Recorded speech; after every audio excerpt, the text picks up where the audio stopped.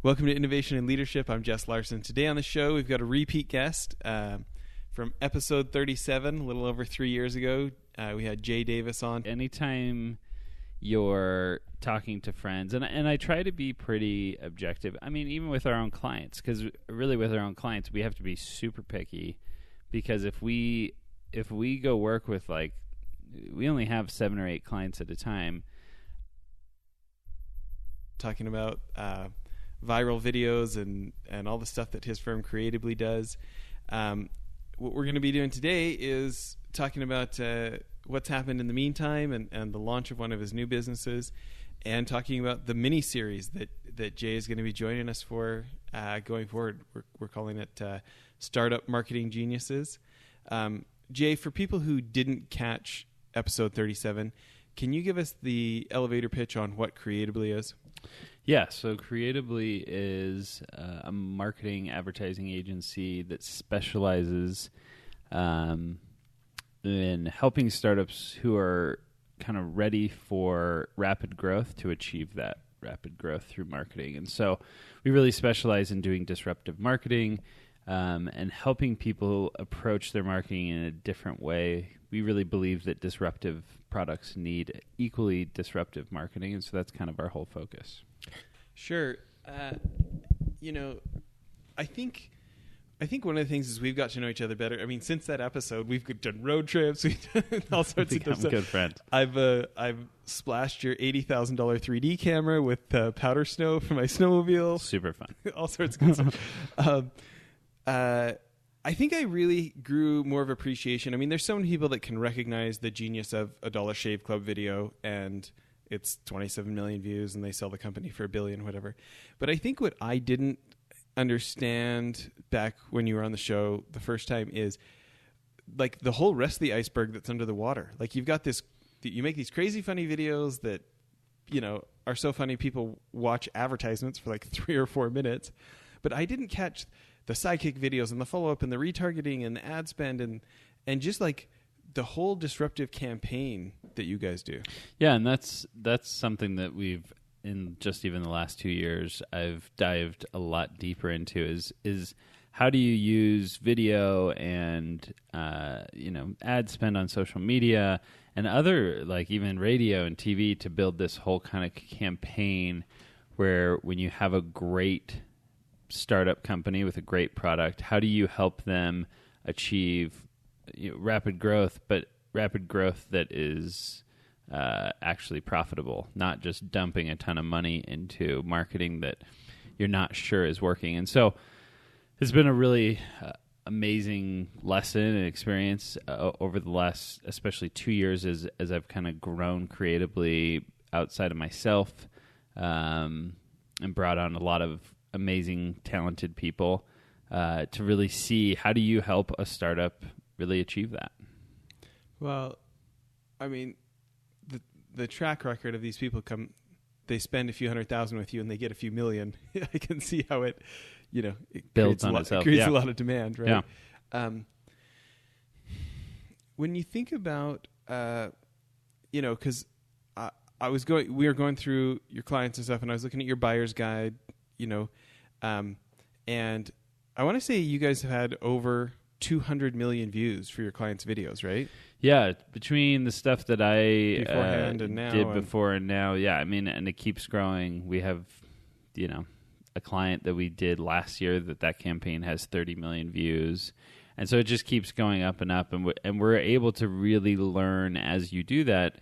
You really improve, and it's amazing how I really believe if you want to do anything well, you just got to keep doing it and just keep improving. And that, I think a lot of times that's the biggest challenge for people. I think it's Ira Glass who has that quote that, like, when you first start, your style and your taste are there, but you aren't really able yet to create content or create things that match up with your expectations or match up with your style. But if you just keep at it over time, you eventually get there. And I think that's what's so hard about creativity is you just have to be doing it all the time. And so for us, it's been really awesome to be able to find great clients who have amazing products, and then we're able to augment that and build on that with great marketing. Well, and as impressive as 200 million views is, and that is impressive, I mean, there's a lot of YouTubers that can get that for themselves, but there are obviously much fewer people who have been able to get that for someone else. Yeah, right? and around advertisements that people don't want to watch. Yeah. Sure, right. But I think, and maybe this is one of the reasons that you and I have become friends, is, I like advertising. I've got lots of my friends from art school. Before I got into finance, I'm an art school dropout, right? Plenty of my art school friends own advertising agencies, work at agencies, right? And they really love the art, and they can do the storytelling, and it looks beautiful. But as I look at the marketing world in general, usually conversation stops at views. We got how many views, or we got how many Facebook likes, or we had this much brand engagement or stuff. And what I love about you guys is how much you're talking about that generated this much revenue. And, these clients, I mean, if you add up the stuff before and the stuff now, isn't it like $150 million of revenue? Yeah, and that's I think that key difference. I think that's something that's hard in marketing a lot of times is people they don't want to sell. They don't want to, that's kind of almost below them. They see like generating revenue and talking about revenue and how much revenue is this going to make. They see as like, well, no, we're artists. And it's like, yeah, but we're marketers who need to market and make money. And I think that's why, like, the CEO and the CMO are the most contentious kind of relationship in the C-suite. And that's often because the CMO doesn't want to kind of be held to numbers and revenue goals, and they just kind of want we just want to get in front of people and get eyeballs, and we're not afraid. Get some good brand awareness. Yeah, and we're not afraid to tie directly our campaigns to revenue and say, well, what did we do? How much money did it make? How do we do better? How do we improve? Where a lot of marketers I've noticed don't want to have that conversation. They don't want to be like held down to sales. And you see that also with sales and marketing, that a lot of companies don't want to mix sales and marketing. They want marketing to kind of be its own, just like, art stuff and creativity, and we're not going to be held down to things like how much revenue did we generate. Yeah, and to be fair to my other friends that own agencies and just agencies in general, the CMOs that they're working for oftentimes are not asking for revenue. Yeah. Right? They're asking for brand engagement numbers. They're asking for likes and views. And so the agency is giving them what they ask for. Yeah. And the industry on a whole gives awards for the creativity of ads, and they don't give out awards for revenue generation from ads. Yeah. Right? Yeah. Cannes Lions, Clio's, Telly's, you name the prize, and it's not a revenue based prize, right? Yeah, they're giving a lot of awards to ads that unfortunately no one watches, and so or that tons of people watch and love, but nobody bought anything from. Yeah, right. And I think that's just, I mean, if you read advertising, Adweek and all these different publications, people are starting to notice that. Like as we've shifted away from TV and radio, where things are harder to track, you can track them, but it's harder to track, and we're shifting into social media. Like, it's becoming clearer that a lot of companies have a problem where they're spending a lot of money on creativity or content, and they're kind of starting to wonder, what is that content doing for us? What kind of revenue is it generating? And why are we investing so much money? So we're seeing that shift. I mean, every week it seems like Adweek has another big article or expose about, like, here's how the ad industry is changing. Here's how the ad industry has to adapt. So it's happening. And we're starting to see that. You're starting to see more and more that you can't just focus on, well, we're just going to make some cool, pretty content and hope that allows us to stay in business and stay, focused on creating our own stuff. Like, you have to start tying it now with social media. You can see every dollar, every click, every person who follows that campaign. You have to tie it more directly to revenue. Yeah. and obviously there's the people that are overdoing it, and they're only optimizing ad spend, and they're not paying attention to what that ad is. Yeah. you know what I mean, right? Yeah, and they go 100% science, and by losing that art, And that's the real challenge. Like I think the real challenge in marketing, as with many other things, is like, how do you combine the liberal arts, the artist side of it, but also the science side of it, and kind of bring those together. And we're seeing that right now in marketing. Like, you have most people in marketing either sit very heavy on the brand side, very much on the brand awareness side, creating content, or if they sit very heavy on the ad spend side, optimization, SEO, like that kind of more science side of marketing. And I think a big key to our success has been trying to bring those two worlds together. Like, we're still making stuff that looks nice, that looks good, and we're trying to be innovative there. But then at the same time, we're not afraid to say, hey, you should buy our product. And I think that's a key difference. I'm amazed how many companies, in all their advertising, never actually say, hey, you should buy this. And it doesn't have to be an infomercial. I think that's another thing that we've been able to help our clients overcome, is it doesn't have to be, we can do a lot of what Dollar Shave Club did for Dollar Shave Club, but we don't have to do it the exact way that they did it. That it's actually some deeper strategies and ideas underneath that kind of facade, or the kind of that superficial level, that are really the reason why that worked. It's not because he was, said the F word right away. And it's just always funny to me when people come to us, they're like, well, let's just do exactly what they did. And it's like, well, now people have already seen that, and it has to be something new. Well, and that was your big, when you were on the show 3 years ago, that was the message that I got loud and clear. And it's funny since then how much I notice unexpectedness is such a huge thing for something to get shared and catch on. Yeah. And how many people miss that. We have friends in common who have come and said, hey, that viral video with so-and-so, Jess, could you get me in contact with Jay? Because I think we could get that same actor. Yeah. Thinking, if we just paint these numbers, we'll get that result. And I remember your conversation of like, hey, that's already been done. You can't get that result again. Because what you're not seeing is the unexpectedness. Yeah. Now that that's been done, you can't. And that's what's so hard about marketing in general. I think this is like, I think a lot of times people come to us and they're hoping that we have a simple answer of like, how do we do this? And it's like, and I'm always responding with, well, the way to do it is to be innovative and disruptive and do something that no one's done before. And that's always expensive and challenging. And so that's really the difficulty of good marketing, is you're doing something that no one is doing. Because the essence of marketing is getting your product to stand out in such a way that people know about it, and or your marketing to stand out, kind of those two together. And that's what's so hard about marketing, is if you're doing what everyone else is doing, if you're saying, hey, here's a great Apple ad, let's just do something similar. It's like, yeah, but Apple already did it. And it's just going to look like a copy. And so, yeah, I would say like doubled down, tripled down on how unexpectedness is so key to great marketing.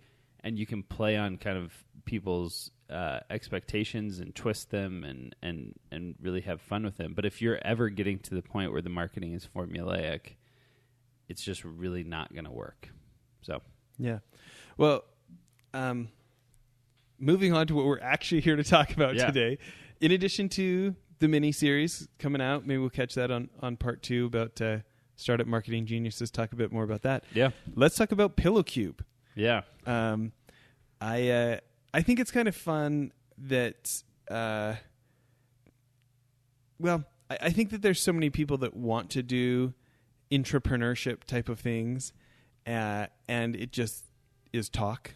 Yeah. Because it's safe to stick with what I've always done. But so tell people what PillowCube is, and then I got some questions. It's the pillow craze sweeping the nation. Honestly, the idea has been there for since I think I was 5 years old. But I'm a really big side sleeper, and ever since I was little, I just always noticed that I always kind of hated pillows. I would my parents never bought new pillows, so we had like really thin, like worn down pillows. And so I'd pile up like 2 or 3 of those just to try and get my head in a position where my neck wasn't kind of out of whack or like super crazy angled either way. And so it drove me crazy. And I've always had this thought of like, man, it'd be really great to have a pillow that actually kind of supported my neck. And I noticed that I love taking naps, or like one of my favorite places to sleep was on couches that had kind of a low armrest, but like a soft square armrest. And then I was on a shoot and we had these like foam bricks. And I just started to kind of realize like, oh, like if you just took a square, almost cube shape of foam, from the big mattress companies and stuff that you guys have had as clients. Yeah, like as I looked at that, I was like, oh man, this like fits perfectly in my neck, and that's kind of our whole thing is when you look at like your neck and your head and your shoulders, it's much more of a square and a right angle than I think most people realize. And so as I kind of played around with this foam, it was like, oh, you just need like a cube, not an actual cube, and that's kind of the joke is it's almost a cube. But as we played around with it, we're like, man, this is really comfortable. And it was interesting to me how, as I kind of just told people the idea and shared the idea, once people like grabbed it and touched it and held it, I mean, even our early prototypes, they like really reacted quickly, especially people who were side sleepers. They're like, oh my gosh, I've like been dreaming of this. And it was interesting seeing how many people would tell me, oh, I hate pillows. And it just kept coming up and it kept coming up. Well, I think too, like, it's funny that tangibleness of like you actually got a prototype, you know, because being around your office, it's like, you know how like we all like those stupid squishy balls? Yeah. And just, so this giant like memory foam thing, like people like playing with, like I've seen people play with it. Like plays with it all the time. Yeah. You're like, stop touching that. Stop touching that. That's a prototype. Yeah. Yeah, it was funny. I mean, the first prototype was we just glued a bunch of foam together, like with spray glue, and then just wrapped it with some fabric we had. But it immediately, like, everyone liked playing with it, putting it behind their back.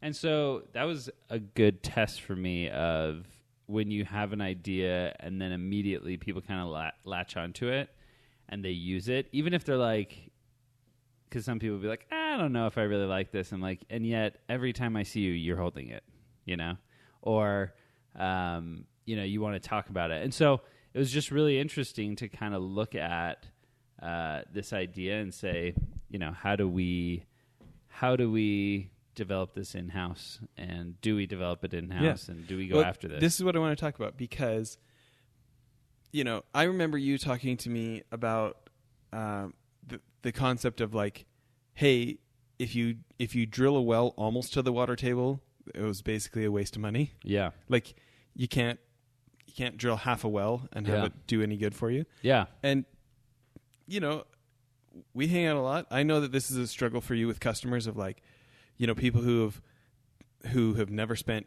10 grand on marketing on one thing, or never spent 20 grand on marketing on one thing. And it's like, well, these, you know, if you want to do a few million, it's kind of, you know, 200 grand or 500 grand is between making this thing funny and getting the writers, and then the whole distribution back end of, you know, Facebook and YouTube make you pay to play these days. Yeah. Right? Yeah. And there is that like, hey, like you got to pay to play if you want to be in the big leagues kind of thing. Yeah. And at the same time, it's not about completely throwing caution to the wind. I think a misperception of entrepreneurs so much is that they like risk or they embrace risk, where, you know, you're starting out, you're gluing foam together with yourselves, right? And then your Kickstarter that you guys just did last week, right? Yeah. It's like, here's a real test. You know, my mom will always say she likes my invention. Yeah. But will people we don't know actually give us cash for it?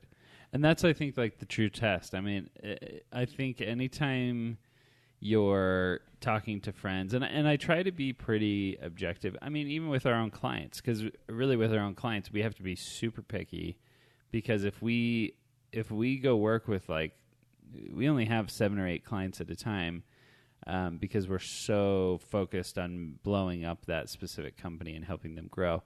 And so we don't have a ton of time. So we have to be really selective and really look at them and say, okay, is this a great product? Is this something people love?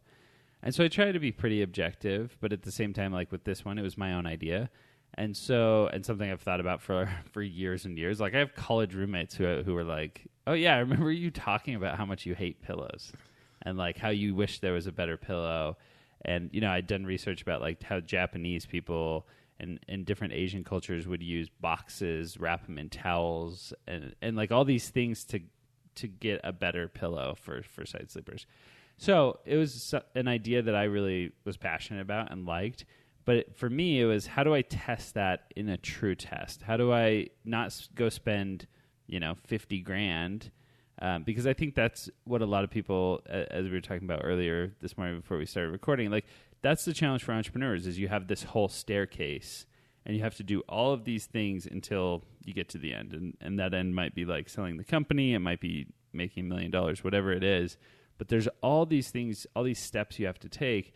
And what I notice a lot of my friends who talk about entrepreneurship and how they wish they could be an entrepreneur is they get worried about like step 50 and 40. And it's like, dude, you haven't even taken step 1. And so for me, I was trying to, okay, so step 1. Talk to people about it. Yeah, let's talk to people about it. 2, make a prototype. Yeah. 3. Yeah. 3, like keep testing it, get feedback. And, what people don't see, even with Pillow Cube, is like we tried different designs, and it always kind of was like overcomplicating it. And then it was like we kept kind of going back to this simple idea of just like a cube of foam.